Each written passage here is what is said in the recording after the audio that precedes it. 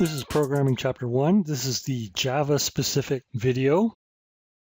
So you'll need the code here, and you can just click on it. You can just open this with any text editor, and there's your sample code.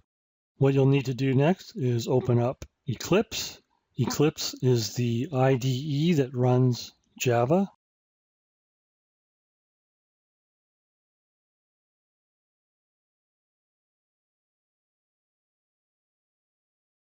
Now I'm going to create a new workspace.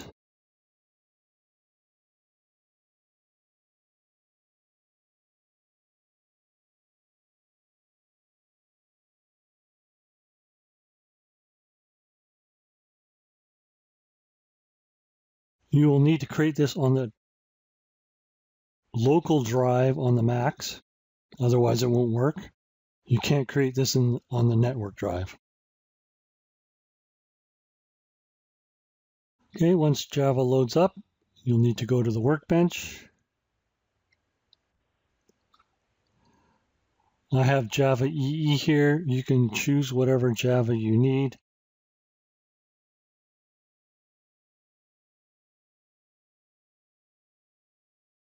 It's not going to be much different for what we're doing. First thing, you'll need to create a new Java project. And you can just put in your own name here.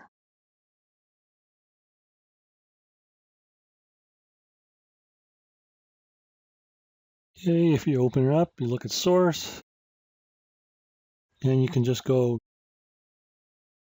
new class.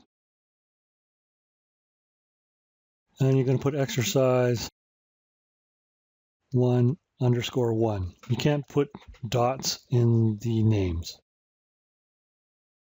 And you want to create a public static void main.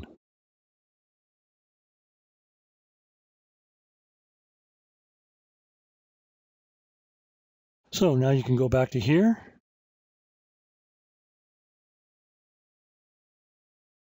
And you can just cut and paste, or you can just type it out. It's up to you. And to run this, you can just hit the run button. And you can just say OK. And print out Hello World in your console. Printing the console is not too exciting, but it is the fastest way to learn all you need to know about programming. Okay, so for exercise 1:1, you'll need to change this program and print out your name is now programming. Now to do your next assignment, you'll simply right-click on default package and just go new class.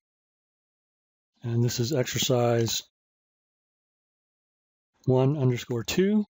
And again, you'll need to create the public static void main.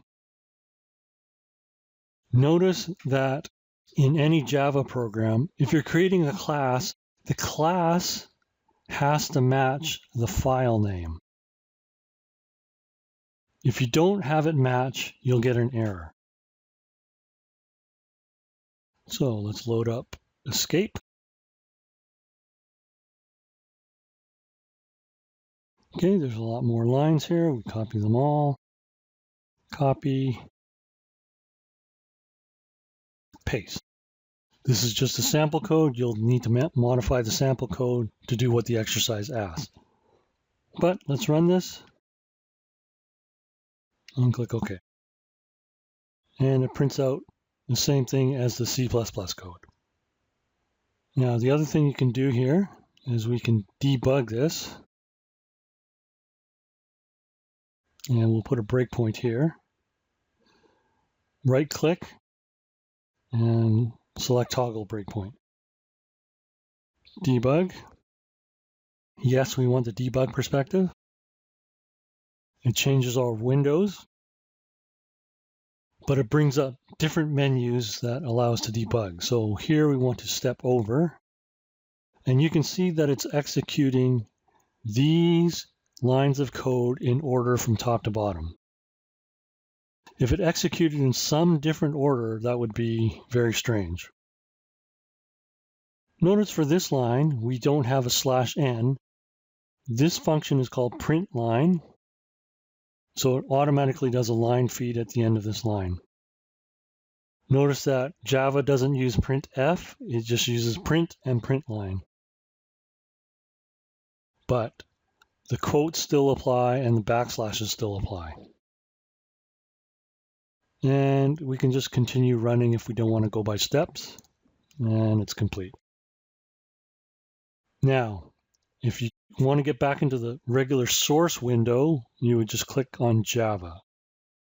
And we're back to the regular code. Let's look at the last sample exercise.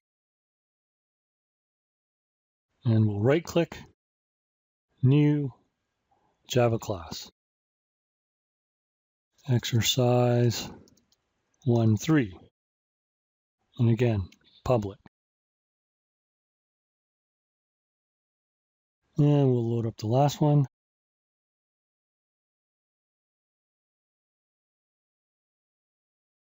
And let's copy all of this and paste it here. Actually, we want to paste out all of that. Okay, how is this program different? It's a little bit different because we have static, and it's the same as exercise 1.1 and 1.2. We have static. These are classes, and when we say static, it means that we're not using any objects. We're not doing object-oriented programming right now. So these static functions don't require an object. Okay, and let's just run this.